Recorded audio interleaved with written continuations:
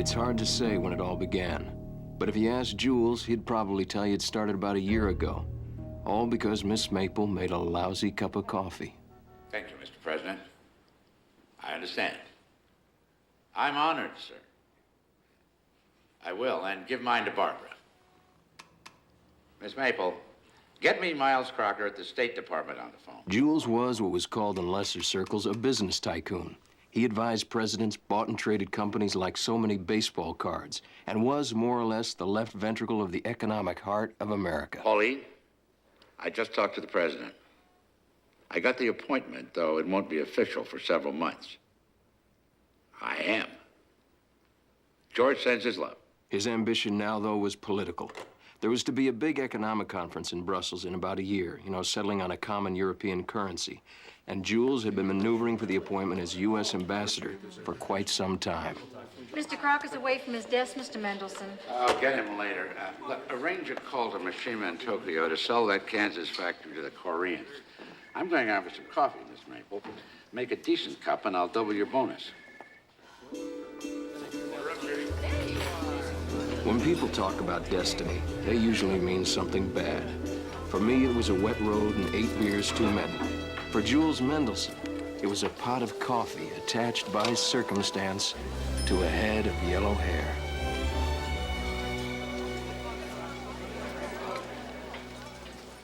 More coffee? Very good coffee. I'll send your compliments to the chef. What do they call you? Oh, you don't look like a Rhonda. What was your name before you changed it? You don't want to hear. Yes, I do. Florette. Can you imagine? Sounds like a breath freshener. I kind of like it. No, you don't. Kind of. You're nuts. How about philosophy? Yeah, that's even worse than Florette. Flo. Flo? Flo. Do you like Flo? I once knew a Flo. She was a very pretty girl, too.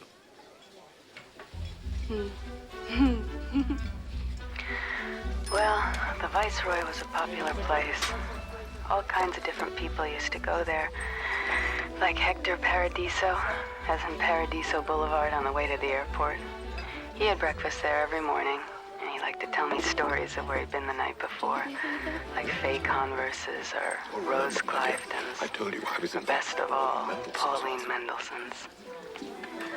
Cyril Rathbone, the gossip columnist, ate there too, along with Joel Zircon, the big literary agent. Oh, that bitch has yet to invite me to one of her parties. Cyril, Pauline Mendelssohn doesn't need people like you at her parties. But Jules always came in later, after everyone had left, and he always sat at the same booth, and he always drank 2 cups of coffee. You look like you enjoy this job. Yeah, right. This is not what I intend to be doing the rest of my life. It's just a means to an end. And the end, of course, is stardom. I'd settle for less. What's less? Second lead in a TV series, the best friend of the star, where the whole show wouldn't rest on my shoulders.